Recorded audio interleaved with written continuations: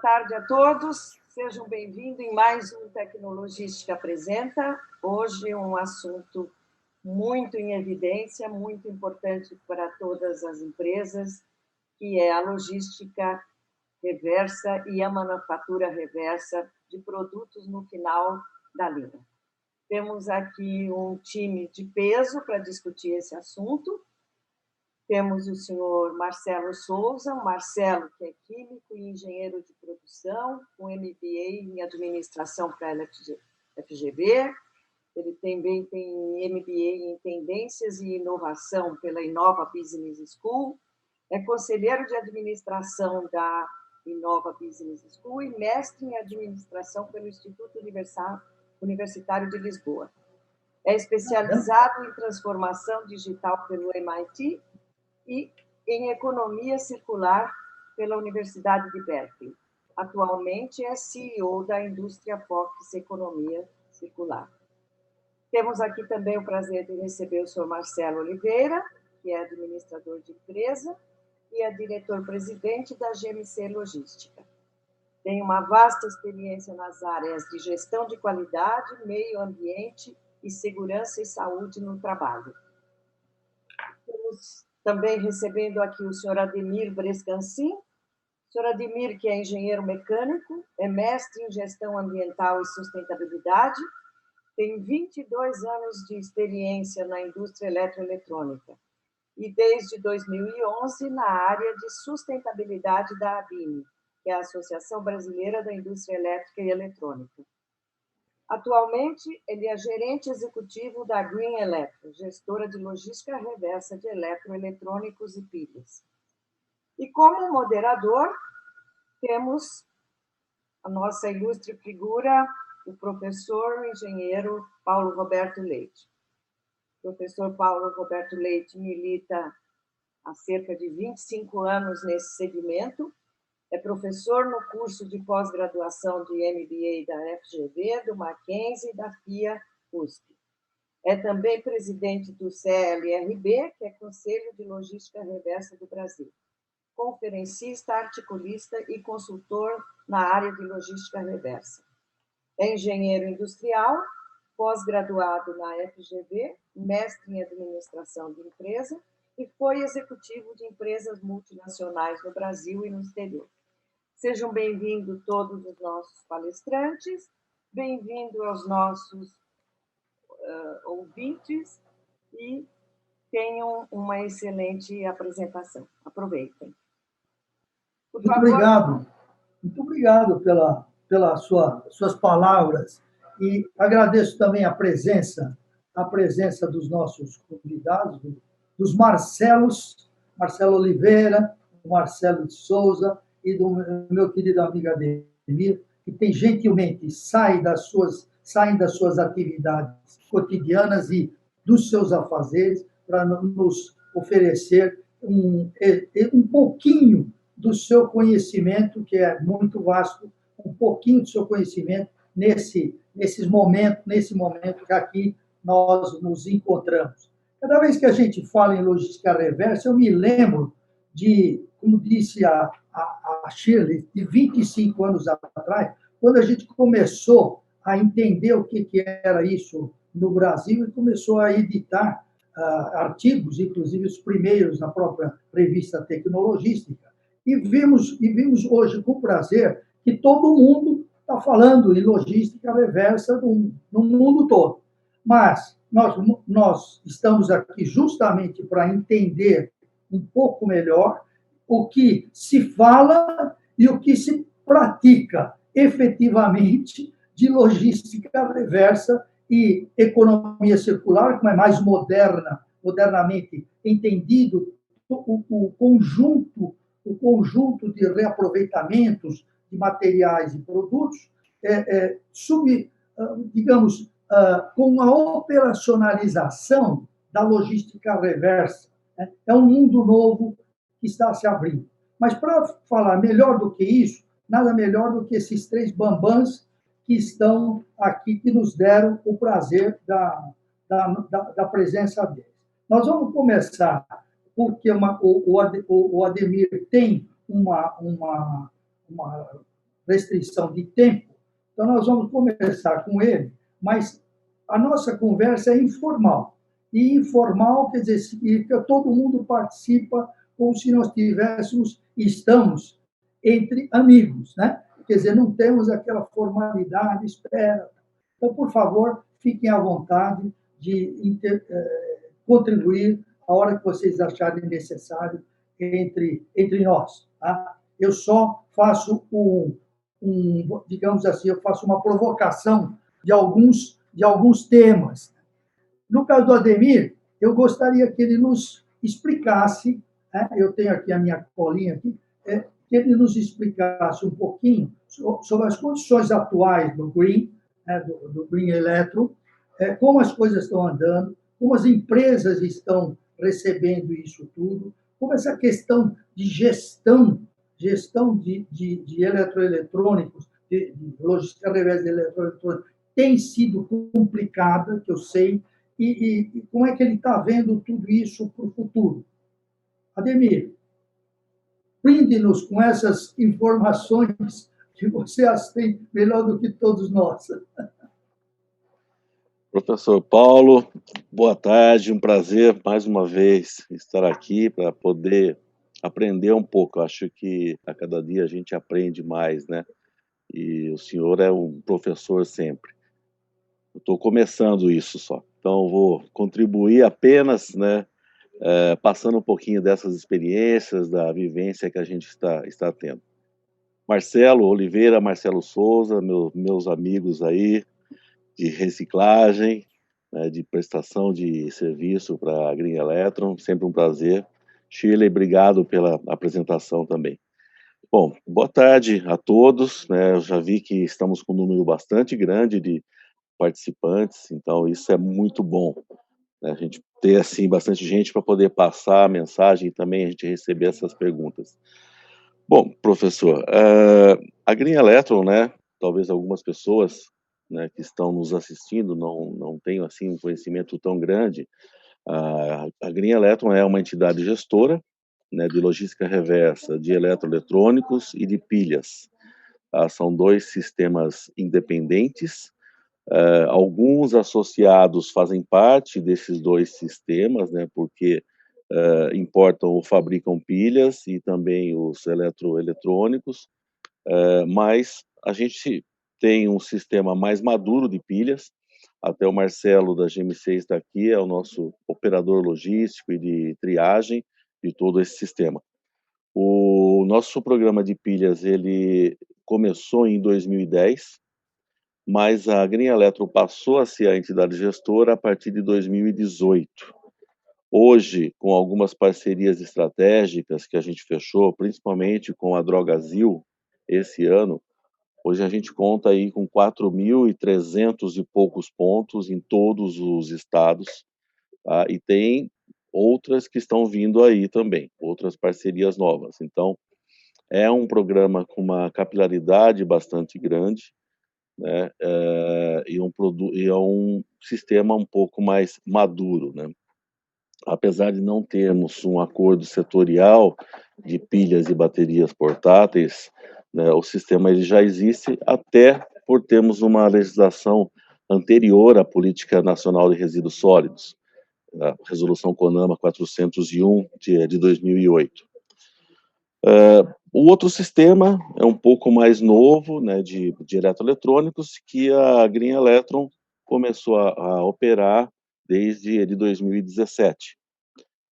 Nós começamos pelo estado de São Paulo, assinamos aqui um termo de compromisso, e o ano passado, final do ano passado, nós tivemos a assinatura do Acordo Setorial Federal, e esse ano a publicação do Decreto 10.240, em que estabelece metas para o sistema de logística reversa de eletroeletrônicos em todo o Brasil.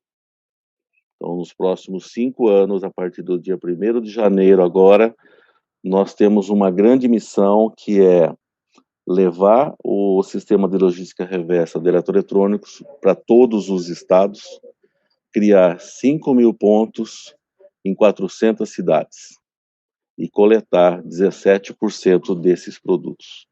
Então, temos um desafio muito grande. Desculpe te interromper, Ademir, mas existe ideia de regionalizar, ter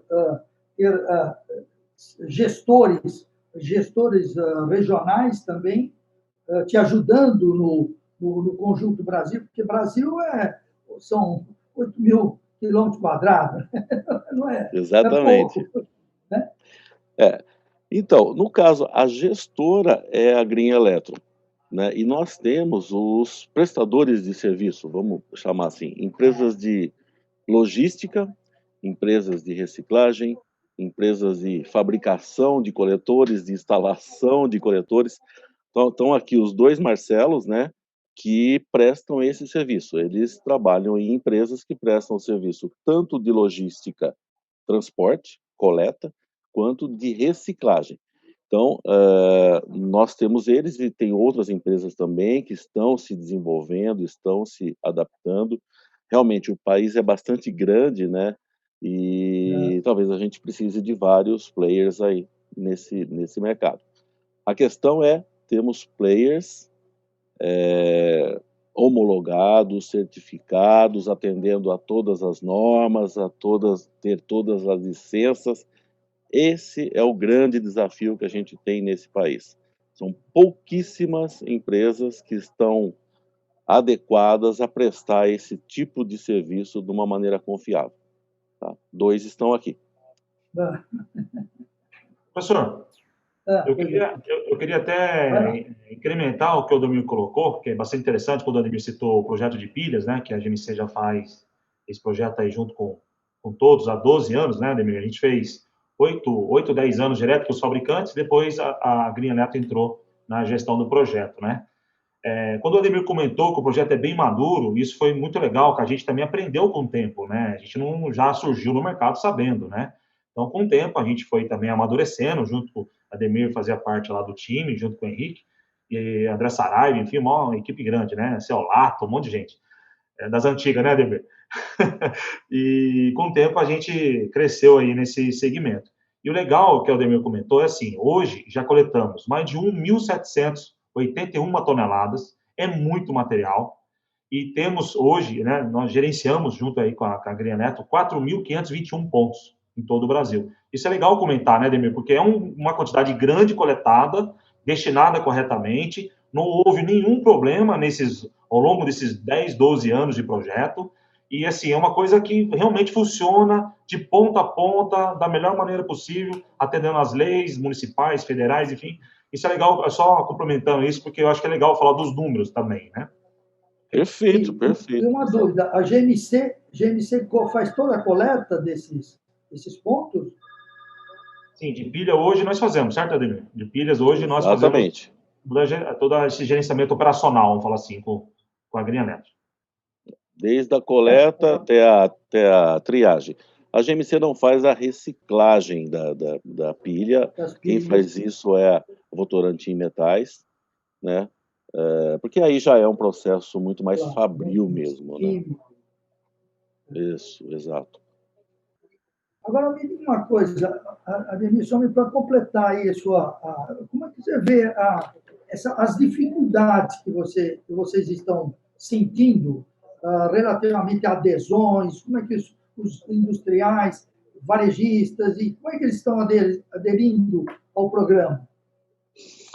Bom, com relação ao varejo, né, isso é algo que a gente não tem do que reclamar, né? Durante muito tempo se questionou, será que o varejo ele vai participar? Será que ele vai deixar que a gente coloque um coletor nosso, né, de eletrônicos ou de pilhas? Será que ele não vai querer cobrar por isso, né? E para nossa surpresa, hoje a gente tem aí acho que dezenas já de varejistas, né? As grandes redes, pelo menos de varejo, estão acho que todas aqui, e a demanda por instalação dos nossos pontos de coleta está sendo muito maior do que a gente consegue atender, né? À frente do que as metas pedem, né? E a gente está pedindo, calma aí, gente, vamos lá, né? Aos poucos a gente chega lá, né? De eletroeletrônicos, nós temos hoje mais de 400 pontos de coleta já instalados, em 3 estados. Para o próximo ano, nós vamos para 13 estados, e talvez acho que mais de 1.000 pontos instalados. E vai ser só o primeiro ano do acordo. Tá? O acordo começa em 2021, vai até 2025.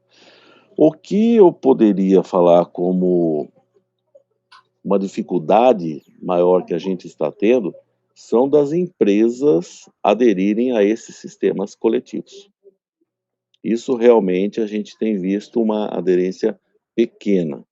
Tá? Talvez a partir desse próximo ano, quando começarem a endurecer a fiscalização, vai começar a ter controle de importação, em que as empresas vão ter que declarar o que elas fazem, se elas participam de uma entidade gestora, se elas têm um sistema próprio ou não. Talvez algumas empresas entrem.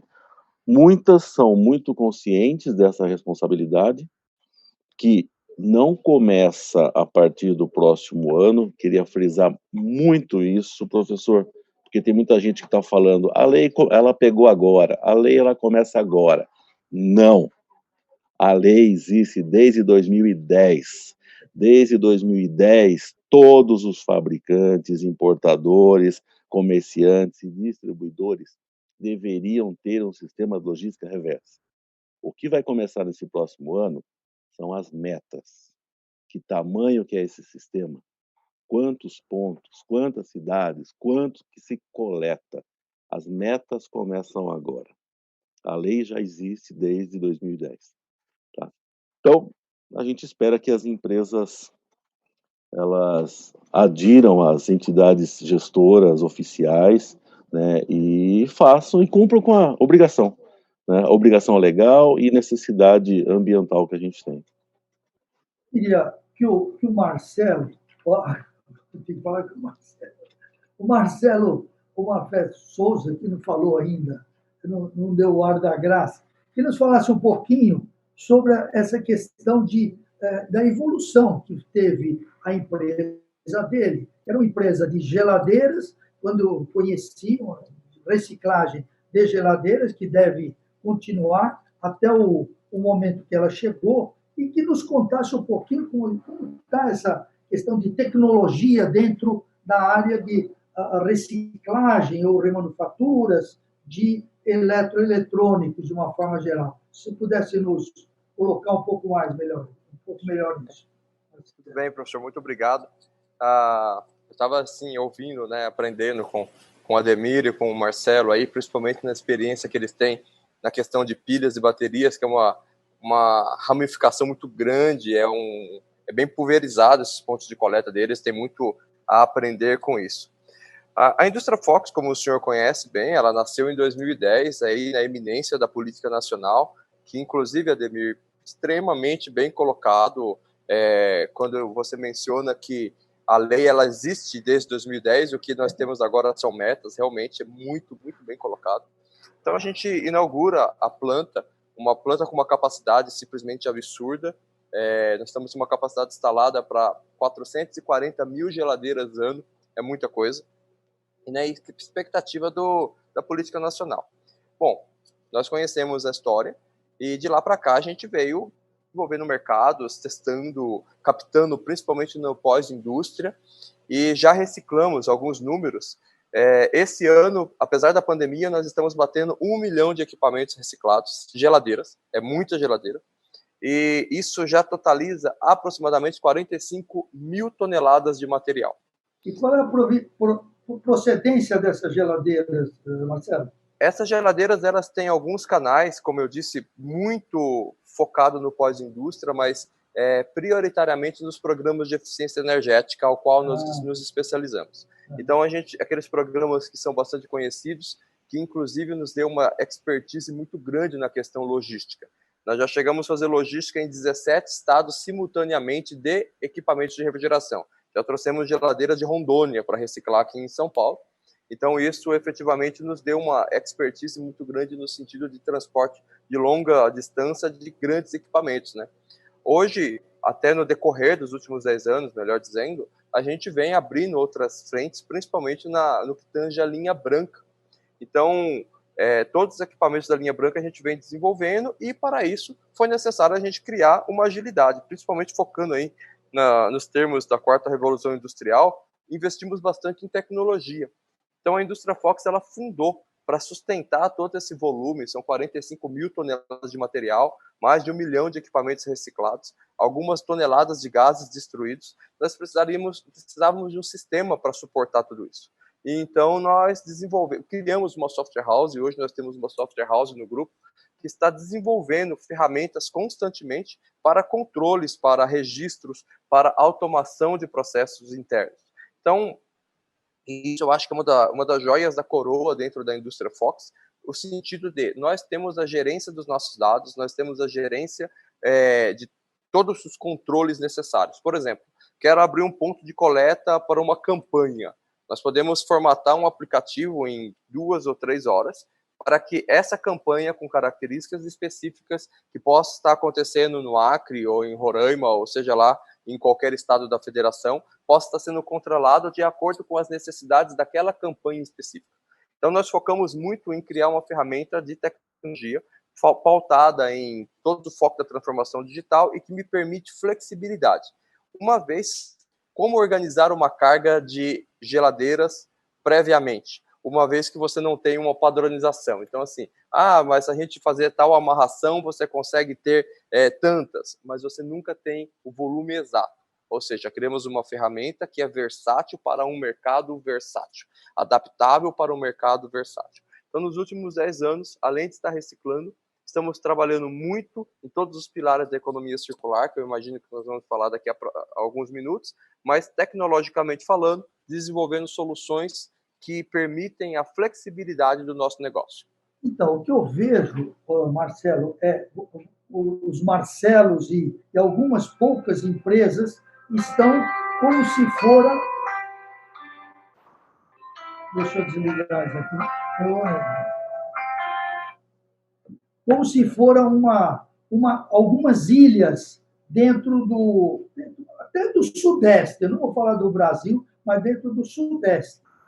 Como é que você vê essa evolução de tecnologia dentro da área de reciclagem aqui no Brasil? Olha, professor, eu particularmente eu defendo muito que a indústria de reciclagem no Brasil ela é extremamente avançada. Porque se você for parar, vamos pegar o Marcelo da GMC, ele tem uma estrutura fabril muito boa. A Indústria Fox tem uma estrutura fabril... Mas isso é covardia. Mas o que acontece? Nós não estamos operando... São poucos. Então, mas mesmo sendo poucos, nós não operamos com 100% da capacidade. Então, por nós não operarmos com 100% da capacidade, por isso nós somos poucos. Porque se hoje eu estivesse operando com 100% da minha capacidade em São Paulo, observe, tanto eu quanto o Marcelo, nós estamos em São Paulo, estado com 44 milhões de pessoas, e nós estamos aqui numa localização que tem aproximadamente 20 milhões de pessoas. Ou seja, nós estamos na maior densidade populacional do nosso país, com melhor relação de PIB. E mesmo assim, eu vou falar agora por mim, depois o Marcelo fica à vontade, eu não estou operando com 100% da minha capacidade. Por que motivo eu vou pensar em colocar uma fábrica no Nordeste? Não é por causa da pandemia, é estrutural. Não, isso é cultural. Ou seja, por que motivo eu vou investir numa fábrica no Nordeste se eu estou no centro de 20 milhões de pessoas, no estado mais rico do país, e eu opero Então, quando fala da indústria de reciclagem no Brasil, eu particularmente conheço muitas fora do Brasil, muitas. E eu acho que nós estamos num patamar excepcionalmente bom no que tange a indústria de reciclagem. Tanto a Indústria Fox, eu me sinto extremamente confortável para falar da GMC, são indústrias de total relevância e que não deixam nada a desejar a nenhuma indústria de reciclagem na Europa. Não deixa absolutamente nada a desejar. Então, assim, quando se fala mas existe poucas empresas de reciclagem no Brasil, e o Ademir comentou isso, é realmente um desafio, Norte e Nordeste principalmente. Contudo, a gente ainda tem demanda instalada não utilizada. Então, respondendo a sua pergunta de forma incisiva, as empresas de reciclagem no Brasil eu considero de excelente patamar e que ainda estão ociosas, e elas crescerão no momento que tiver demanda. Essa é a minha percepção do mundo industrial da reciclagem. Eu daria Marcelo Oliveira, eu deixaria para você complementar algumas coisas, mas principalmente falar um pouquinho a questão do custo. Porque um dos problemas que a gente há muitos anos, a gente discute é o custo da reciclagem. Né? Por quê? Porque você já tem dificuldades lá atrás por falta de um ecodesign adequado, né?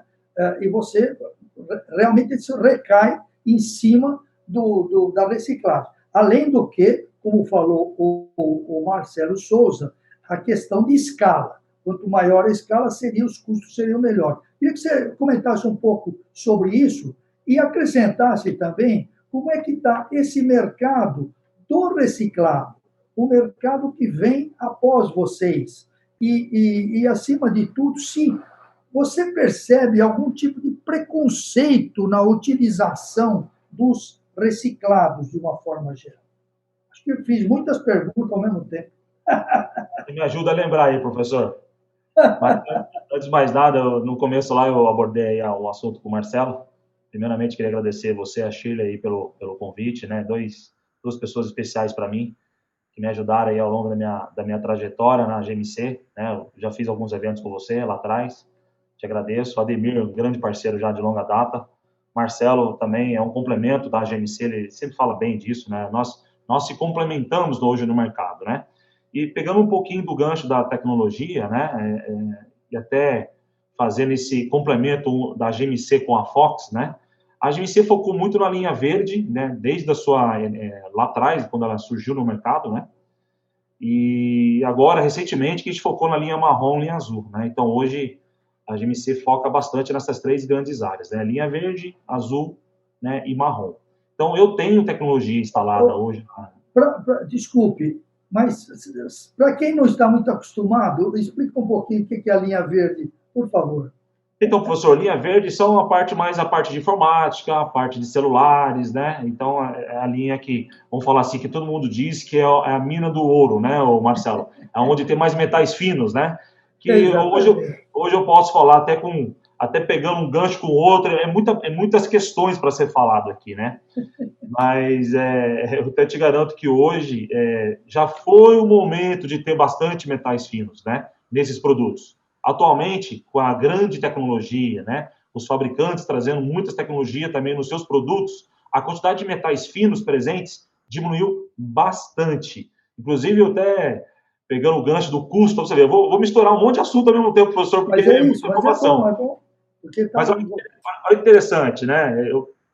Lá atrás, né, isso você conseguia até pesquisar no Google aí, né? O celular, todo mundo dizia que o celular tinha mais ou menos em torno de 300 gramas de ouro por tonelada, o celular inteiro, né? Hoje, você pega o celular inteiro, ele vai ter 150. Não é mais 300 como era antes, né? Então, é lógico que a gente cresceu, né? Deu um ramp-up grande aí com esses 300, graças a Deus, né?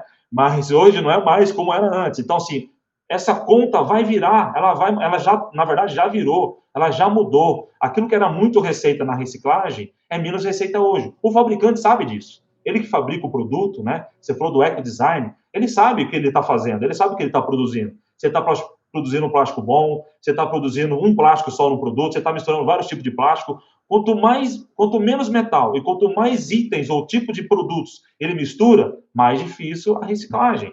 Por isso que a GMC e a Fox têm investido bastante em tecnologia, exatamente para superar esses desafios, né? O desafio de fazer a reciclagem desses produtos não é simples, não é fácil, né? Eu acredito que um pouco de experiência que eu também tenho, já viajei para fora muito, né? A GMC e a Fox hoje se complementam e, assim, a gente não está distante do mundo lá fora, sabe? Eu acho que a Green Electro, outras gestoras, o mercado, de uma forma geral, para a política nacional, as duas empresas juntas conseguem atender o mercado 2, 3 anos tranquilamente, né? Com o volume que a gente tem. Hoje, eu estou 30% da minha capacidade, né? Então, assim, eu tenho 70% ainda para explorar, né? Hoje a gente trabalha só num turno só, horário normal, tem o segundo, terceiro turno, mas eu acho que tem bastante desafios pela frente, né? E a questão do custo, professor, é isso que eu queria comentar com você, né? Que ao longo dos anos estão passando, né? Os fabricantes estão trazendo bastante novidades para a gente, consumidores, que é viciado em tecnologia, Mas, infelizmente, eu tenho que dizer ao senhor que a reciclagem está ficando mais difícil por conta de ter menos metais e, mais uma vez, produtos diversos que dificultam um pouco a reciclagem. Agora, o maior desafio disso tudo, né, no caso aí da Green Electron, né, o maior desafio é o quê? É a comunicação disso, né? Como é que o consumidor, né, partindo para uma outra coisa que um pouquinho diferente do que você me perguntou, né? Como é que essas tonelagens vai chegar até nós? Porque eu faço B2B hoje, né? O meu forte hoje das minhas coletas, do volume que eu coleto, é B2B, que é o pós-venda das empresas, né? Então a GMC está 18 anos no mercado, fazendo muito forte o pós-venda. Então a GMC sobrevive no mercado, tem tecnologia, investiu pesado por causa do B2B, não por causa do B2C. O B2C, como o Ademir comentou, vai começar agora, em janeiro. Ok, bom, que realmente as duas empresas aqui trabalham 3 turnos, tem que investir em outros estados. Mas como que esse material vai chegar? Como que está a educação do consumidor? Como está como que essa informação vai chegar? Ele vai querer fazer troca com troco? Eu só vou entregar um celular se a Green Electro pagar? Vai acontecer de tudo que você possa imaginar, né? A gente até brincou que antes de entrar aqui na nossa reunião, né? Se a gente coletar uma carreta de TV de tubo é custo. Uma carreta de toner é custo. Então, assim, tem muitas variáveis, né, que vão ocorrer ao longo do tempo, que o desafio é muito grande para as gestoras, né? Nós estamos aqui com tecnologia, nós estamos aqui para poder suportar, para poder ajudar, estamos capacitando, estamos treinando, estamos aumentando a nossa logística, estamos criando um hub em todo o Brasil para poder atender a política nacional, mas tem muitos desafios para acontecer, para serem superados, para que isso tudo dê certo. E, mais uma vez, fiscalização é muito importante para que tudo ocorra no Brasil, para que tudo ocorra certo, e a gente avança aí. Professor, não sei se eu respondi todas as perguntas, mas tem muita coisa para falar aqui, mas eu vou esperar você fazer mais uma pergunta. Não, mas tá mais do que bom para vocês. Mas o que eu imagino é que vocês e mais umas 2 ou 3 sejam verdadeiras ilhas, embora trabalhando, como dizia o Marcelo Souza, ainda uma certa ociosidade de escala, né? Mas o culpado disso daí é realmente são as empresas que não estão entrando com toda a garra no sistema de coleta desses materiais. Estou certo ou estou errado, Ademir? Olha, parcialmente certo, professor. Tem algumas empresas que entraram de cabeça há muito tempo, estão bancando isso, mas a maioria não está fazendo nada, tá? Principalmente os importadores. A gente espera que agora, com controle de importação, essas empresas cumpram com essa obrigação. Agora, eu queria pegar um gancho no que o Marcelo Oliveira falou sobre a questão do consumidor, que é algo que a gente trabalha muito forte na Green Electron. Esse ano nós lançamos um movimento eletrônico Não é Lixo, para falar com o consumidor. Então, lançamos isso no Instagram, no Facebook, que é para falar com o cidadão, com o consumidor final. Conscientizar a população que ela tem que levar esses produtos para serem destinados de uma maneira correta. Procurar os sistemas oficiais, os sistemas formais de logística reversa, em que os fabricantes e importadores participam, né? Porque, senão, essas duas empresas que estão trabalhando muito abaixo da capacidade deles, né, vão continuar abaixo. Então, a gente precisa dessa conscientização deles. Ademir, só para efeito de esclarecimento de quem nos está assistindo, que tipo de equipamentos estão sendo depositados nesses pontos de depósito voluntário? Olha, hoje cai... equipamentos seriam? Tá, hoje cai de tudo, né? A Green Electron, ela trabalha com qualquer tipo de produto, tá? Nós temos os nossos pontos fixos, em que a gente coleta produtos de um tamanho médio a pequenos, né? O que cabe dentro desses desses coletores, e a gente atua também com muitas campanhas, né? E aí você coleta outros produtos maiores, né? Então a gente atua com esses produtos. Hoje, claro, os consumidores eles levam aquilo que é mais fácil, aquilo que eles conseguem carregar, né? O cara sair com uma geladeira nas costas, né, para levar é complicado, né? Mas o que cabe num carro, num porta-mala de um carro, o que ele consegue carregar na mão, eles descartam, né? Não se descarta muita coisa de valor, né? Como o Marcelo comentou, né? O que sustentam as empresas de reciclagem é o corporativo, é o B2B, porque o que vem do consumidor normal, do cidadão comum, é o lixo do lixo. É aquilo que já não serve para mais nada mesmo. É aquilo que ele não suporta mais e joga, né, num coletor ou entrega em alguma campanha. E tem um outro ponto que eu queria também salientar, eu acho que os dois Marcelos eles vão depois abordar, é que tem muita gente também roubando o mercado de eletroeletrônicos dessas empresas sérias. Tem muita empresa que não é séria, né, que se intitula como reciclador, que está comprando o que tem valor nos equipamentos eletroeletrônicos e o restante sabe Deus o que faz. O restante, que tem um custo bastante alto para se dar uma destinação correta, a gente não sabe o que eles fazem, porque não é possível que eles paguem para trabalhar.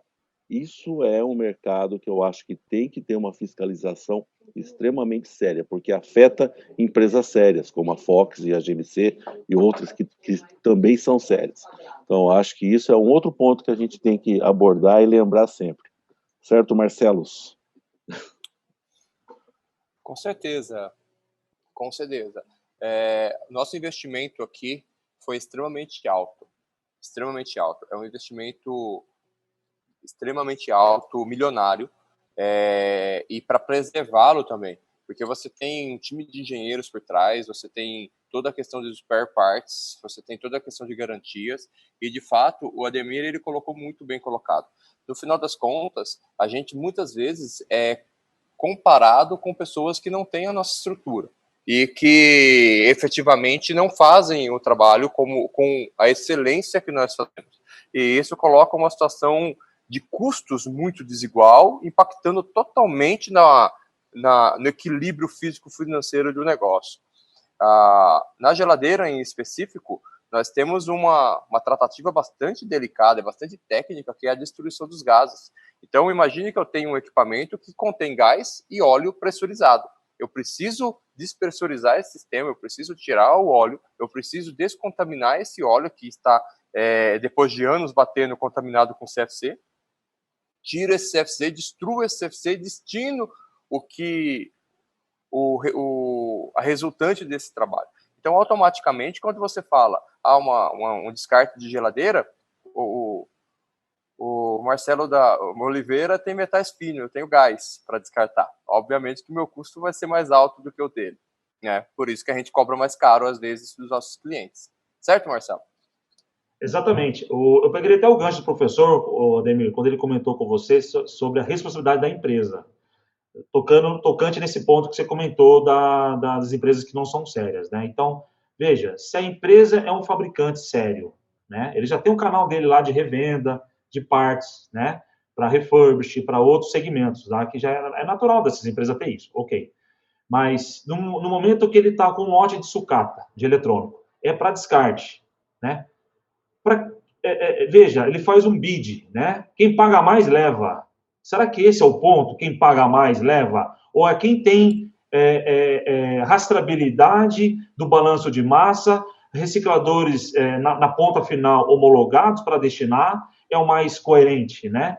Então, é isso que pega muito, o desafio nosso aqui é muito grande ao longo desses anos, convencer esses fabricantes, convencer essas empresas, seja varejista, seja quem for, não só fabricante, Aqui ele tem que dar um tratamento adequado, dar uma destinação adequada, atendendo às leis, preservar o nome da empresa, a marca, que vai ser destinado corretamente. Então, isso aqui na GMC, a gente preza muito, aqui é muito forte isso. Tanto é, eu sou auditor, trabalhei em grandes empresas, como Ericsson, Nokia, Sony, e nessas empresas a gente tinha toda essa política. Então, na GMC, a gente também tem esses princípios, segue os princípios, e não vamos deixar de seguir. Agora, que o desafio é grande, O único que pode resolver isso, Ademir e professor, é o fabricante, ou quem vai fazer o bid. Se ele não tem essa preocupação, esquece, a gente vai ficar sem esse material. Mas é melhor a gente ficar sem do que partir por um caminho desse e amanhã depois dar problema. Por outro lado, o que vem na minha cabeça é assim, né? A gente, que nem ontem eu vi no STF, eu fiquei bobo de ver, né? Os caras falando de imposto de importação de revólver. Eles querem isentar o imposto de revólver. E o imposto de quem traz tecnologia de fora, porque o Brasil não tem, para reciclar o material, para não ter aterro, não ter contaminação do solo. Cadê o nosso incentivo do governo? Cadê a taxa zero? Hoje, eu pago 60% para importar uma máquina. 60%. Eu pago €1 milhão, eu vou pagar €1,6 milhão. É um absurdo. E os caras falando de revólver, velho.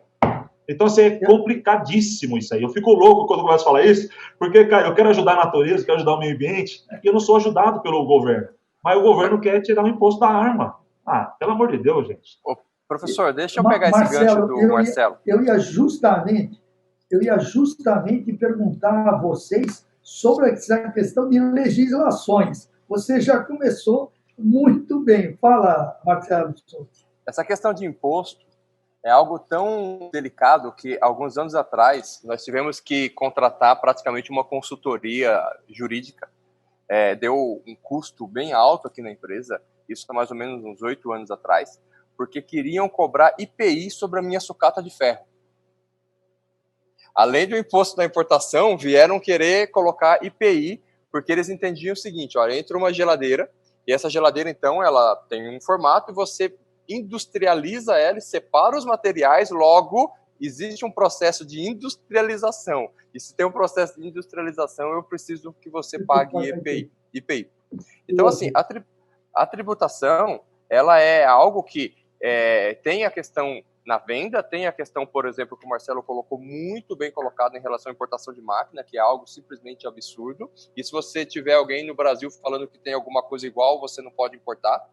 E ele tem toda a questão de proteção, a gente é bem alta no nosso país, mas você também tem a questão tributária. Por exemplo, você não consegue uma isenção de alguns impostos para comprar um caminhão para transportar lixo eletrônico, o que ajudaria muito, ou uma isenção de impostos, por exemplo, que ajudaria bastante. Aqui é quase um apelo, se tiver alguma pessoa influente no mundo político nos assistindo, imagine só, Marcelo, se nós tivéssemos um benefício da redução de impostos sobre combustível para transporte de lixo eletrônico. O combustível para essa categoria ficaria muito mais barato. Ou aquelas impostos... Lembrando que transporte é o item mais caro de toda a atividade de logística reversa.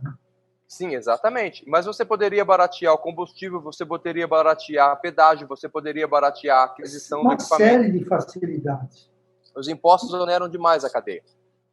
Então, essas legislações precisam ser trabalhadas. Quer dizer, é necessário, na minha visão, é necessário, Ademir, que a ABINE, com toda a força da associação, ela realmente promova campanhas junto ao governo para beneficiar, através de legislações, a própria criação de empresas também de reciclagem, que tenham facilidades tributárias de uma forma geral. Porque a lei política nacional fala nas benesses e tudo mais, mas parece que nada disso está ocorrendo. Esse lado aí, ele não vem. Por isso que, logo no começo do nosso bate-papo, eu falei, né, da necessidade da gente ter outras empresas pelo país. Eu entendo perfeitamente que os dois Marcelos, eles disseram, puxa vida, a gente também gostaria de estar com uma fábrica nossa em outro estado, mas se a gente não consegue ter demanda nem para a nossa atual, como é que eu monto outra? Né? pelo lado da Green Electron e dos fabricantes que tem que pagar todo esse processo, imagina os custos logísticos da gente pegar resíduo nesse país inteiro e trazer tudo aqui para São Paulo. Então, esse custo é alto. Então, a nossa expectativa é que tenha empresas mais próximas, né, em regiões. Vamos ter uma no norte, uma no nordeste, no centro-oeste, alguma coisa assim. Só que quem que vai investir lá? Né? Eles dois estão aqui, eles não conseguem nem usar a capacidade instalada de uma planta, eles vão montar outra.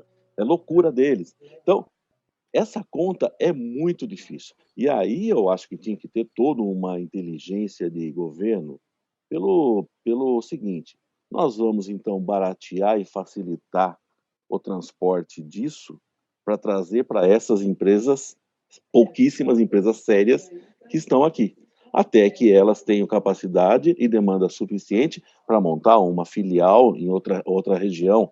Então, dá para se criar, né, essas políticas de governo. Mas vocês acham que alguém está querendo ter esse tipo de discussão no governo? Não. Eles estão querendo saber o que eles vão ganhar ainda para tarifar o sistema de logística reversa. É isso que a gente ouve quando a gente tenta lá. E isso aqui eu estou ouvindo há anos, desde 2010, quando a gente fala que a Política Nacional de Resíduos ela prevê incentivos e benefícios fiscais e tributários e creditícios. Cadê isso? Isso a gente nunca viu. Ademir, você falou no começo sobre a questão da adesão empresarial, né? Que porcentagem, mais ou menos, hoje nós temos de empresas que estão aderindo ao programa da Green? Olha, essa é uma pergunta difícil, tá? Porque quando a gente fala de fabricante estabelecido no país, até que a gente tem uma quantidade boa de empresas que estão aderindo, não só à Green Electron, como outras gestoras. Mas a grande quantidade de empresas são importadores, tá? Em que a gente não tem uma estatística clara em nenhum lugar de quantas empresas existem. A gente fez uma pesquisa um tempo atrás junto ao site do Ministério da Economia. Na época a gente fez, acho que era do MIDIC até, né?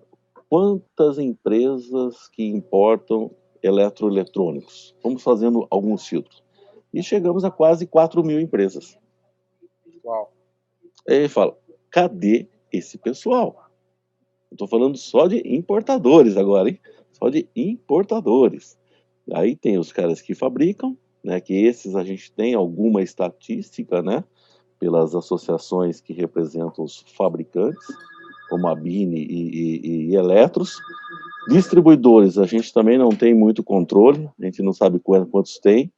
Comerciantes eu não vou nem entrar, porque esses aí, eles são pontos de coleta. Mas eu acho que nós temos, assim, pouquíssimas empresas que já aderiram a sistemas oficiais. E só com uma fiscalização constante, com o Ministério Público em cima, é que essas empresas vão acordar. Porque pela vontade própria não é muito fácil que venham, não. Infelizmente. Ademir, desculpa te interromper. Fazer uma pergunta, professor, bem objetiva aí. Se a gente não tem controle dessas empresas todas aí, como é que vai ser definida a meta? Será que o governo sabe qual que seria a meta? Então, se você passar um valor para ele vai, então, entender que aquele valor teu é correto pelos associados que você tem, mas não pelo que tem no mercado como um todo. Como é que o governo sabe disso? Sabe que ele vai saber dessa informação? Então, porque se você não tem informação, provavelmente outras não vão ter. O governo tem que ter, então, para ele poder ir atrás de quem não está aderindo ao projeto, né? Como é que você vê isso? Porque então, Marcelo, é o seguinte, quando a gente olha para a Política Nacional de Resíduos Sólidos, né, a Lei 12.305 e o Decreto 7.404, lá de 2010, tem um dos parágrafos que fala que a sua responsabilidade é na extensão dos produtos que você coloca no mercado. Exato. Então, o que as entidades gestoras elas vão reportar para o governo? As empresas que aqui entraram colocaram tantas toneladas no mercado. A minha missão como entidade gestora é coletar X% do que elas colocaram no mercado. Agora, as que não estão dentro da entidade gestora, é o que eu falei, eu espero que haja fiscalização e pergunte para elas o que vocês estão fazendo. Tá? O governo, se quisesse, né, através da Receita Federal, eles têm o número da quantidade de produtos que são vendidos no mercado. Se eles quisessem, eles poderiam falar, olha, vocês vão ter que coletar 5%, 10%, 50% desse montante X. Mas seria injusto. Né? Sim, só não tá seria associado, justo se 100% das empresas estivessem dentro de uma entidade gestora, ou tivessem um sistema próprio. Tá? Senão vai acontecer o que aconteceu com a pilha, né, Ademir? A gente coletou 233 marcas que não fazem parte do projeto do programa de pilhas, que é injusto. Quem está lá hoje, paga a conta e quem não está, né? 233, nós temos 26 que pagam a conta. Só para você ver. Ademir, é isso. Eu posso fazer uma pergunta para o Ademir, professor? Pois não, lógico. Ademir, a gente fala muito na política nacional dos fabricantes, né? Constantemente a gente vê os fabricantes sendo envolvidos dentro das entidades gestoras e tal. E os municípios? Os municípios, eles têm se manifestado? Existe alguma movimentação do lado dos municípios em relação à PNRS? Olha, não tem muito, né? Tirando a cidade de São Paulo, né, que gosta de criar leis próprias para o município, né? Felizmente, os outros não têm se movimentado. Até porque, se nós já temos um acordo setorial federal, que é válido para todo o país, os municípios começarem a criar leis próprias também, a gente fica louco, né? A gente vai ter que se adaptar a 5.700 leis. Então, não é bom que eles se metam. Seria bom que os municípios participassem no sentido de fiscalizar o comércio. Tá? O comércio participando e conscientizando a população, fazendo campanhas, educando, né, o cidadão para que eles descartem em pontos adequados, corretos e oficiais. Isso seria um dos papéis dos municípios. E eles também ajudarem, né, nessa divulgação e nessa educação ambiental. Isso eu vejo como um papel que eles poderiam ter, sim. Agora, para poder te liberar, Ademir, eu agradeço, eu preciso. Você deveria, a última questão, e falou sobre publicidade, e o que se percebe é que existe muito pouca publicidade sobre a política nacional, aí é genérico, não é só sobre eletroeletrônicos, né? Que pode se fazer a respeito disso, porque se o cidadão comum, até os alunos, eu já estava falando, alunos de pós-graduação, não sabem o que é política nacional de resíduos sólidos, alunos de logística não sabem o que é política. A gente fica abismado da falta de publicidade, da falta de quem deveria partir. Deveria partir de fabricantes, de varejistas, de toda a cadeia, de uma forma geral. Né? É claro que o governo também, mas a cadeia tem interesse, porque é através dessa publicidade da cadeia que se pode coletar mais, melhorar esse sistema. O que você acha? Então, uma das obrigações que traz esse acordo setorial federal, né, para as entidades gestoras e, consequentemente, para as empresas e, consequentemente, para as entidades gestoras que as empresas estão, é um plano de comunicação e educação ambiental não formal. A Green Electron, como eu falei, hoje tem esse movimento eletrônico Não é Lixo, para falar mais diretamente com a população em geral, né? Educando e mostrando, né, as obrigações dela. Até então, a gente vinha trabalhando muito nessa questão de falar com empresas para se associarem às entidades gestoras. A gente não falava muito com a população, até porque o sistema não tinha uma capilaridade grande. Agora que o sistema vai para todo o Brasil, é hora de falar mais com essa população. Então, a gente vai trabalhar muito forte nessa questão de falar com o cidadão, né? Conscientizá-lo a participar, a levar os seus resíduos eletroeletrônicos, os produtos que não servem mais, em pontos de coleta, em campanhas que a gente vai estar fazendo, para que a gente atinja o objetivo, né? Senão, nada funciona. Mas é nosso papel isso daí como entidade gestora, sim. Professor, tem uma pergunta que é específica para o Ademir. Será que dá tempo dele responder? Rapidinho, por favor. Tá. Já vieram me chamar aqui. Eu vi, por isso que eu... Bom, aqui está perguntando, o desafio de reciclar linha branca é o mesmo da linha verde? E qual é o engajamento do varejo na coleta e reciclagem de linha branca? Olha, é completamente diferente. A logística reversa, eu não vou falar só de linha branca, vou falar de produtos grandes e produtos pequenos. São dois sistemas, né? Como eu falei no começo, existem produtos em que você, como cidadão, como pessoa, consegue carregar e levar até um ponto, né? Produtos médios e pequenos. Existem produtos grandes que você vai precisar contratar um transporte, ou você vai ter que ser bem forte, ter uma caminhonete, alguma coisa, para que leve esses produtos até esses pontos que recebam produtos grandes, ou campanhas, né, que recebam esses produtos grandes. Então, os sistemas de coleta são muito diferentes. Tá? Ninguém vai criar coletor para botar uma geladeira, uma TV de 60. Tá? Isso vai ser coletado em campanhas. E produtos médios e pequenos em coletores. Entrega, já pegar o velho. Não é tão simples. Não é tão simples. Os sistemas de logística direta de entrega de produto, eles são completamente diferentes do que é um sistema de logística reversa. Imagina um caminhão cheio de produto novo embalado e você pegar um refrigerador velho pingando água e você colocar ali. Quando você entrega um novo, você pega o velho. Aí você vai ter um produto sujo que contamina os outros. Não dá certo. No mundo inteiro não dá certo. E a assistência técnica? Você acha que dá para ter uma importância nessa coleta? Sem dúvida. Assistência técnica, sim. Tá? Eles recebem muitos produtos que não são mais passíveis de conserto, né? E é uma grande fonte de recebimento de produtos dos consumidores. Esse é um excelente caminho, sim.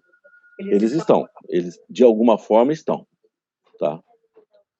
Então, eu queria perguntar a você, Ademir, se posteriormente você responderia algumas questões que eu sei que está aparecendo uma quantidade grande de questões, se eventualmente a gente pode te mandar, a Shirley faria isso, mandaria essas questões para você responder aos nossos que estão nos assistindo. Não é, Shirley? Certamente, professor. Sem problema? Certamente. Claro, é um prazer. Então, tá bom. Então, as perguntas do Ademir, você mandaria para ele, Shirley, tá? Ok. Muito obrigado pela sua participação. Nós, lamentavelmente, nós liberamos você. Eu peço desculpa, gente, mas infelizmente tem esse compromisso agora que estou já atrasado aqui. Tá? Agradeço a oportunidade, professor. Parabéns mais uma vez, Shirley, pela coordenação, e Marcelo Souza e Marcelo Oliveira, prazer participar com vocês mais uma vez. E Bom Natal! Estamos juntos, Bom Natal, boas festas! Valeu, gente. Um abraço. Desculpa aí pela saída. Que é isso. Tchau. Então, o que eu queria complementar um pouquinho com vocês vendem, Marcelo, tanto o Fox como a GMC, vendem produtos para recicladores ou para compradores, melhor dizendo, de outros materiais, plásticos e outros metais e tudo mais. Estou certo, né? E essa venda, vocês têm encontrado dificuldade? É um mercado fácil? É um mercado aberto à demanda? Como é que se vê esse mercado? Vale para os dois. Eu começo, Marcelo? Fica à vontade. Então, tá bom. Vou começar pelo mais novo, então. Ah, não é assim, não. Não, pelo mais velho, vai. Mais velho com aparência de novo. Meu, olha, você tá Professor, inteiro, assim, Marcelo. esse ano foi um ano atípico, né? Porque, apesar da pandemia, né? O Marcelo já comentou, eu vou complementar o que ele falou lá no começo. Nós processamos muito mais material que o ano passado. No passado, a GMC fez 3 mil toneladas, esse ano a gente vai fazer em torno de 4,5. Né? Então, e como essa pandemia veio do nada, meio que travou o mercado de resíduos, né? Travou no sentido assim, houve falta de matéria-prima no mercado, de plástico, de ferro e de tudo, então os preços subiram, né? Isso, de certa forma, para nós foi bom, porque o valor que era, exemplo, 10 centavos, virou 15, exemplo, tá? Então, houve uma melhora, assim, né? O dólar aumentou, o ouro aumentou. Então, tudo isso favoreceu o mercado de reciclagem. Mas, mais uma vez, é um ano atípico, não é uma coisa normal de acontecer, tá? Então, ocorreu. Agora, dificuldade a gente sempre tem, nada é sempre tão simples como parece. Então, por que a gente traz tecnologia? Primeiro, para fazer mais com menos e para ter capacidade, para atender propriamente a logística reversa e a política nacional. Você imagina que vem uma meta aí de coletar, exemplo, 300 mil toneladas ano. Então, nós dois aqui, mais algumas empresas, tem que ter capacidade para processar 300 mil toneladas ano. Exemplo, né? Que hoje a gente não tem, né? Juntos não temos, mas também estou colocando um número aqui, enfim, um número aqui meio fantasia, né? Agora, então essas tecnologias também ajudam a gente a ganhar, então, mais uma vez, capacidade, qualidade no processamento para vender melhor. Então, a GMC, por exemplo, quais são as tecnologias que nós temos? Separar o metal do não metal. Tem muito metal pequenininho que está pregnado ali no plástico, que numa solução grande você não consegue separar. Né? Por exemplo, a indústria Fox não consegue separar um metalzinho de 5 milímetros pregnado no plástico. A GMC já tem tecnologia para separar. Marcelo, desculpa, me corrija se estiver errado. A GMC já tem tecnologia para separar de 1 a 8 milímetros de metal presente ali no plástico. Com isso, eu agrego valor. Né? Então, com isso, eu ganho facilidade na venda. O Marcelo, ele consegue vender mesmo não sendo tão pequeno, mas ele vai ter uma perda na venda. Então, isso são as tecnologias que cada um tem para cada segmento, focado em alguns tipos de produtos, que essa é a diferença entre GMC e Fox. Agora, por exemplo, vou te dar um problema crítico esse ano. Baterias de lítio de celular, por exemplo, ou de notebook. A Umicore teve problema lá fora e, infelizmente, bloqueou o envio de baterias, bloqueou o recebimento de baterias na fábrica dela aqui e na Bélgica. A GMC coleta, em média, 100 toneladas de baterias ano. E aí, o que fazer com as baterias? A gente está com um acúmulo aqui de baterias no nosso armazém, de quase 80 toneladas, porque houve, então, esse bloqueio da Umicore na Bélgica. E a única empresa que trata disso. A única empresa que trata lá fora, né? Uma das, né? Não é a única, é uma das, né? Só que, como ela está no Brasil, a gente tem uma parceria com a Umicore. Logisticamente é mais fácil. A gente tem uma parceria com a Umicore, a gente encaminhava para ela. No momento que ela falou, Marcelo, infelizmente eu não posso mandar para fora, me gerou um problema. Imagina os fabricantes em cima da gente cobrando. E aí, o que você vai fazer? Então a gente já desenvolvemos uma nova empresa na Coreia, já estamos agora finalizando a licença junto ao IBAMA. Nós vamos exportar direto para a Coreia as baterias de lítio. Mas olha para você ver, eu estou com bateria armazenada há 6 meses, 80 toneladas. Aí você fala assim, puta, isso é uma bomba. Realmente é um problema.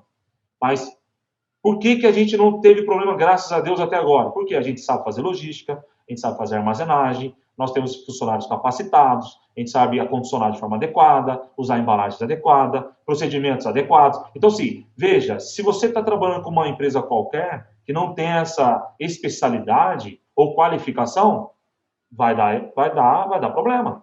Né? Então, esse é assim, só para te exemplificar um lado bom, que foi, apesar de falar a pandemia não é bom, mas ajudou, e por outro lado, aconteceu esse fato que ocorreu aí, e a gente está aqui se virando nos 30.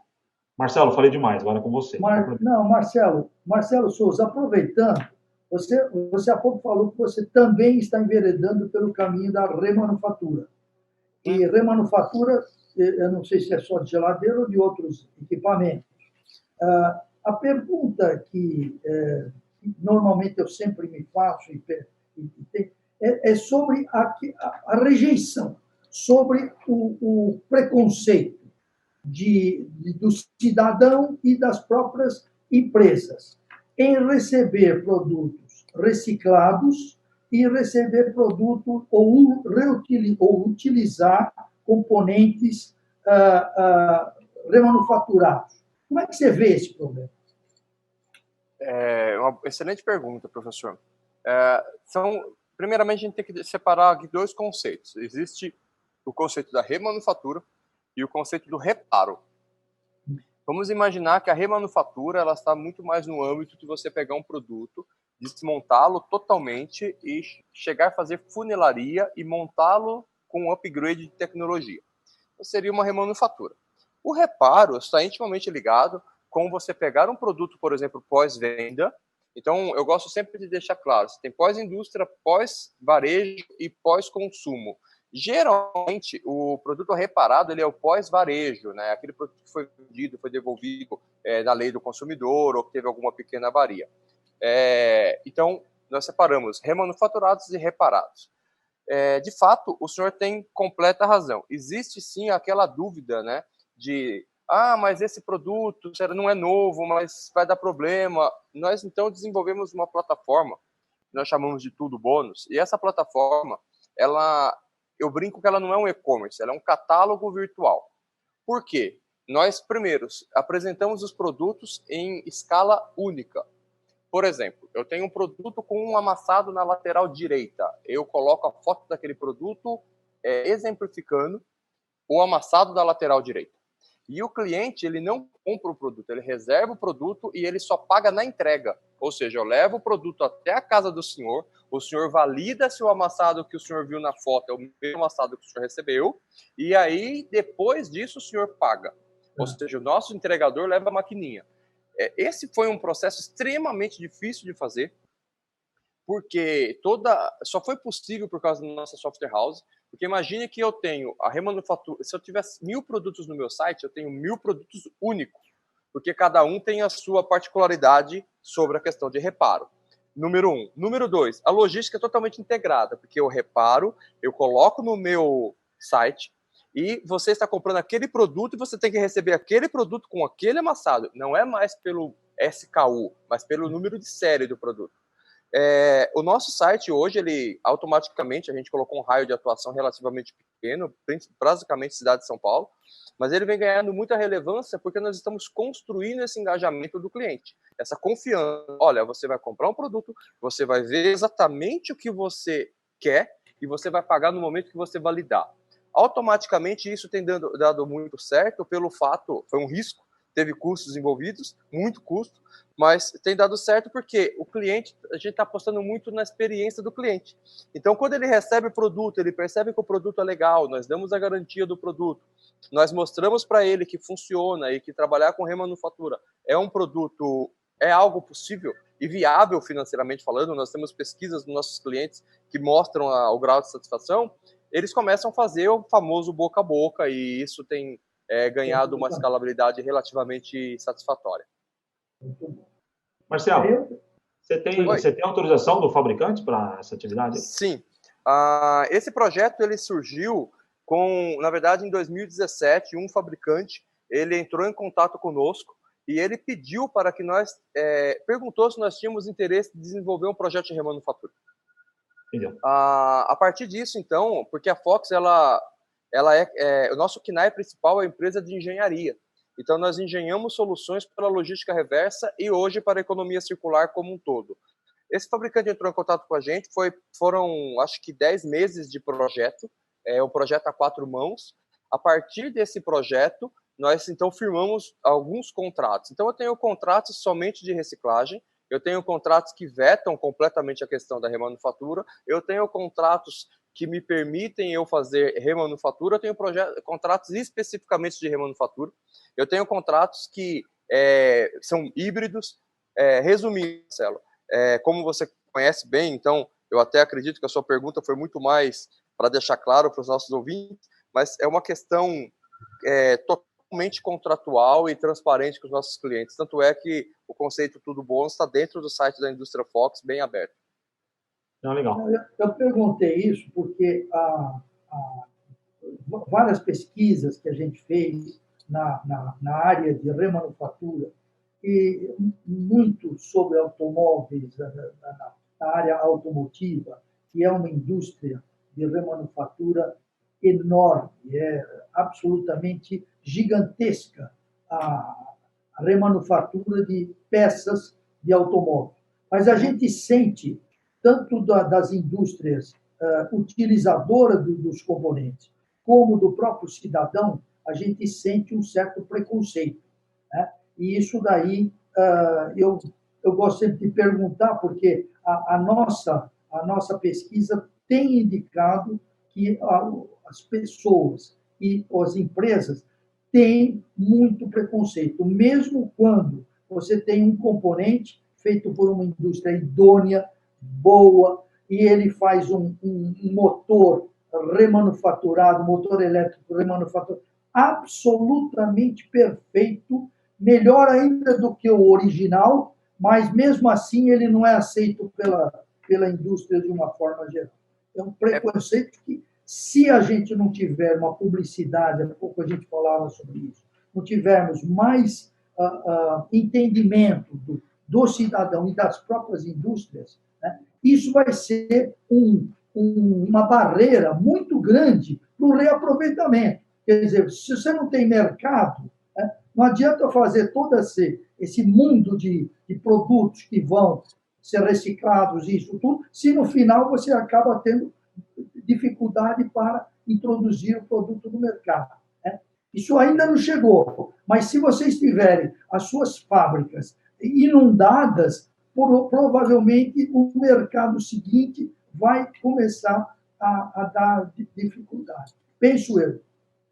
É por esse motivo que a gente colocou, nós damos uma garantia relativamente alta para o produto, nós damos essa possibilidade dele fazer o fato de pagar somente na hora que ele valida o que ele está vendo, e apostamos muito na experiência do consumidor. Então, nós temos um departamento de marketing digital muito bem feito, um departamento de relacionamento com o consumidor muito bem estruturado, para dar esse sentido mesmo, a experiência do cliente. E automaticamente a gente, hoje eu tenho o maior orgulho de falar que nossos colaboradores são totalmente qualificados. A gente, esse ano, está com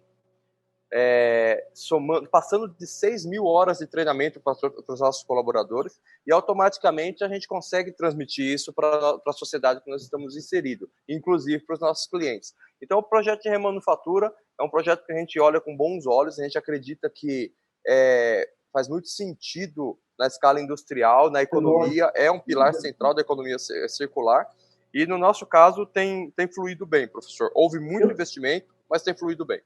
Eu sou um fã da remanufatura.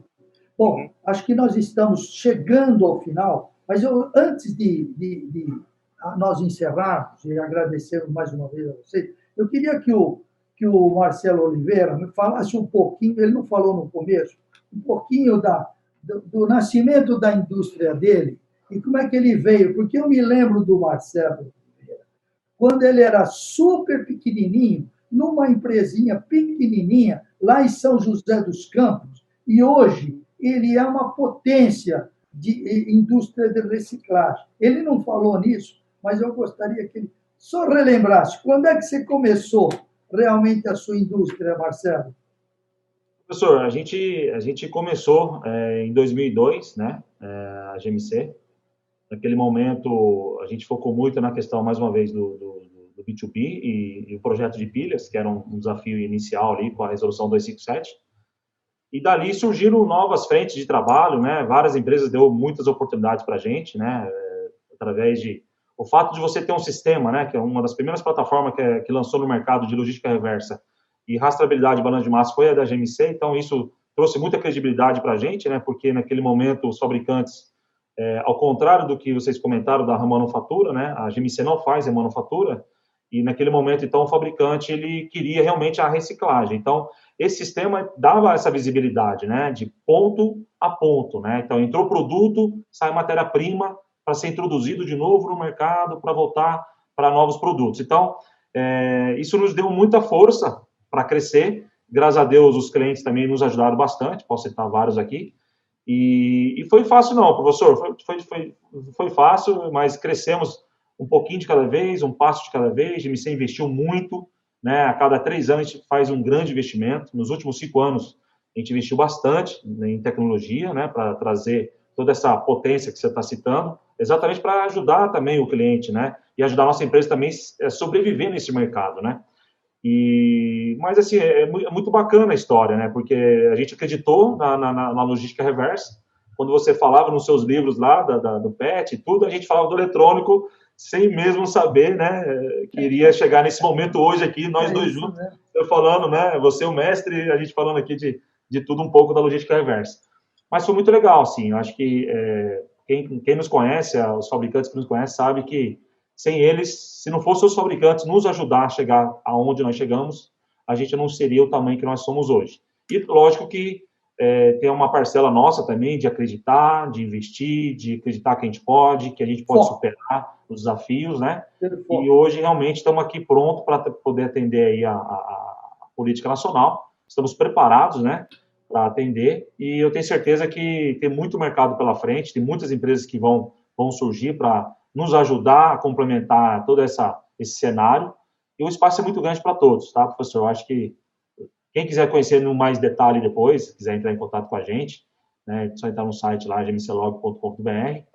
Mas é isso, professor. De um auditor, hoje empresário, graças a Deus, estamos bem lá. Sucesso. Professor... Então, aproveito para dar o tempo para vocês se despedirem, para depois Paulo, passar... Eu tenho umas perguntas aqui que eu acho que ainda dá tempo da gente fazer. Pois não.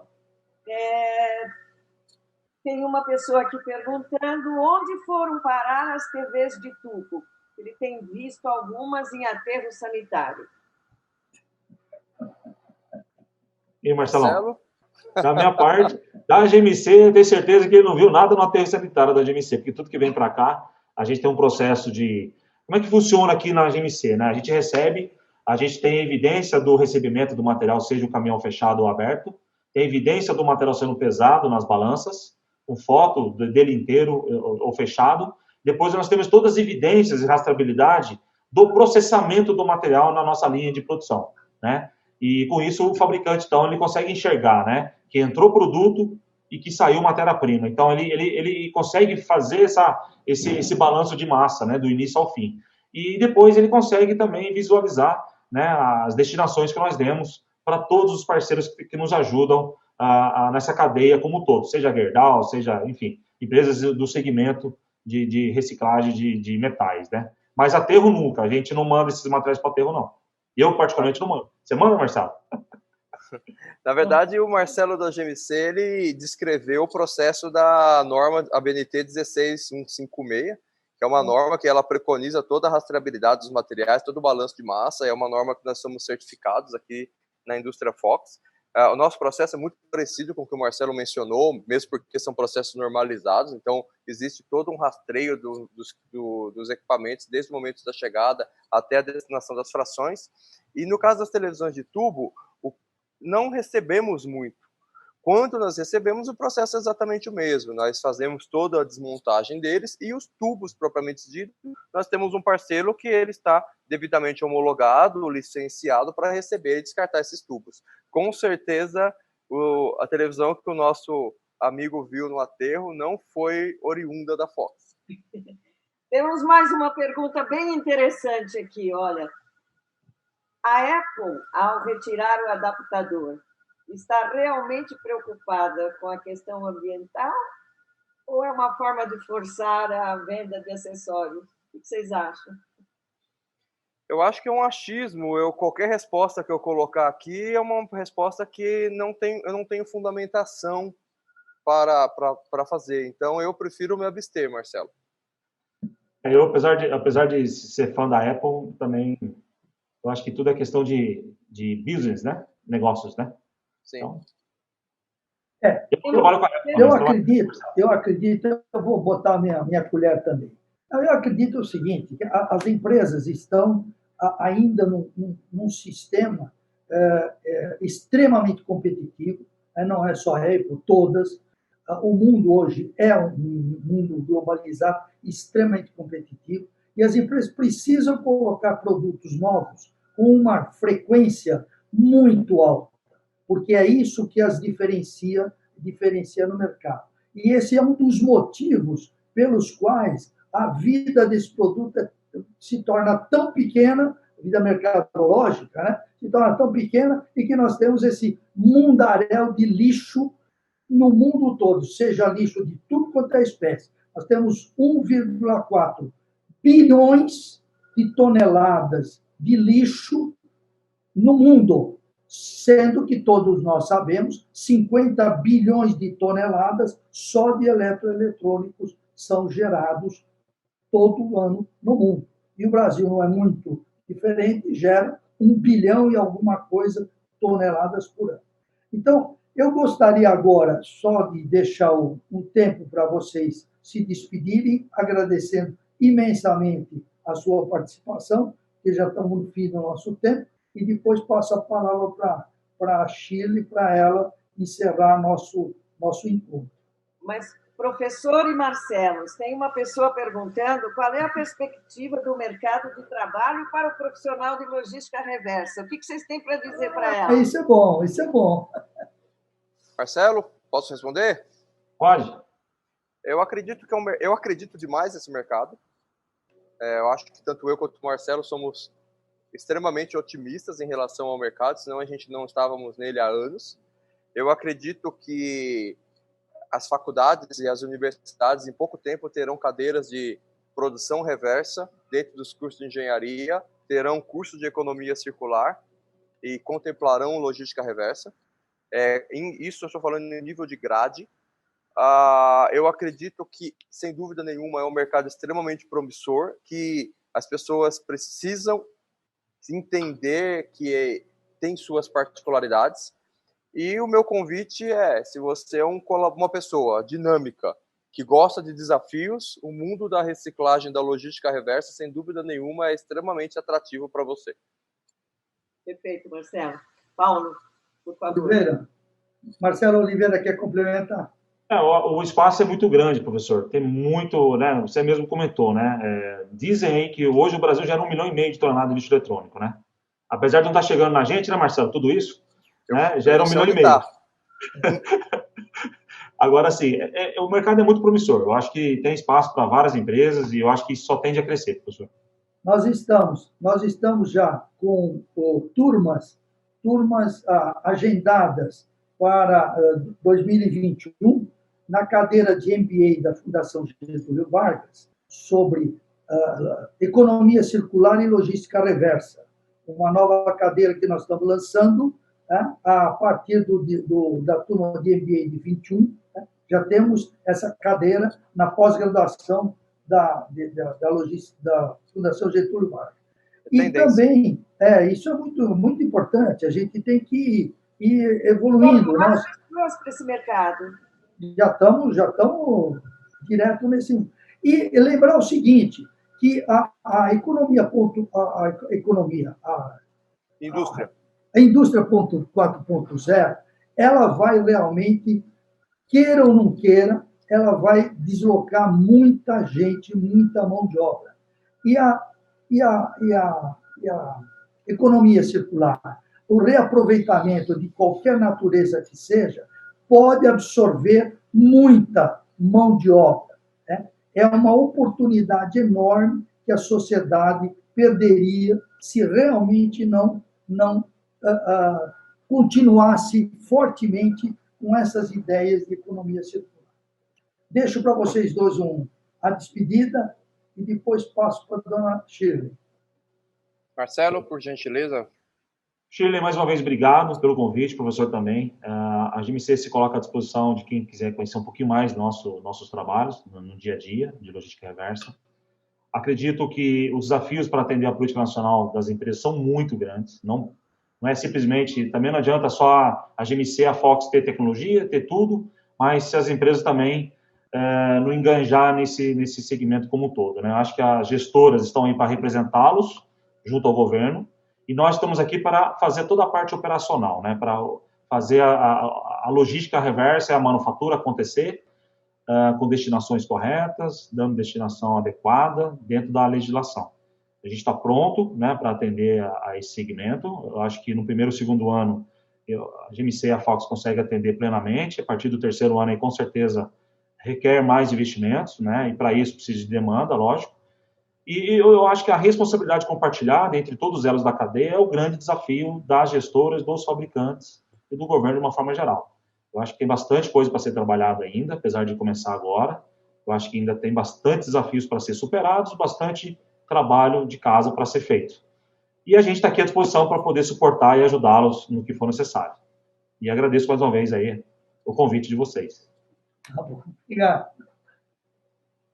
Marcelo Souza. Eu gostaria de agradecer muito o convite.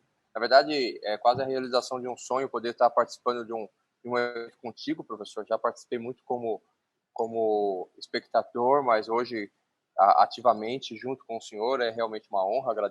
Agradeço o convite da Shirley e a indicação do Marcelo Oliveira, que me indicou para estar aqui no quadro. Agradeço bastante. Marcelão aí está parceiro de longa data. Então, agradeço realmente a oportunidade a todos aqueles que nos assistem, que efetivamente eu estendo o convite. Se quiser conhecer um pouco mais do nosso trabalho, as portas estão abertas. Entre em contato conosco, através do site é possível agendar uma visita conosco. E desejar realmente que 2021 seja um ano menos instável do que foi 2020, com saúde para todos. Realmente, saúde para todos, eu acho que é o desejo mais genuíno que eu poderia colocar nesse momento. Esse ano precisa pagar. E, sem dúvida nenhuma, boas festas, um Feliz Natal e um próspero Ano Novo para todos nós. Obrigado. E que a política nacional nos traga bastante resíduo. Isso aí, Marcelão. Muito obrigado. Da minha parte, eu estou muito satisfeito. Acho que nós fizemos um encontro muito proveitoso. Acho que todos os nossos participantes, que não foram poucos, aprenderam bastante com esse encontro. Agradeço mais uma vez a vocês por terem aceito esse convite e, da minha parte também, muito obrigado por estar aqui e passo, então, a Shirley para encerrar o nosso trabalho. Obrigada, professor. Obrigada, Marcelo. Obrigada, Ademir, por essa participação. Acredito que foi uma palestra, uma conversa muito produtiva, muito interessante para os nossos espectadores. E gosto também de deixar a informação que quem quiser ver no nosso canal do YouTube vai estar disponível para quem não pôde ver tudo hoje. E as respostas também, né? As respostas também estarão disponíveis. Quem não teve suas perguntas respondidas hoje, terá diretamente pela pessoa envolvida na resposta. Muito obrigado a todos e até uma próxima. Até a próxima, teremos mais. Eu acho que esse assunto é um assunto muito rico, é um assunto que particularmente a mim e ao Paulo diz muito, que a gente já fez em várias ocasiões o nosso fórum, né, internacional de logística reversa, e espero ter a oportunidade de voltar a esse assunto com vocês no próximo ano com as novidades do setor. Muito obrigado a todos.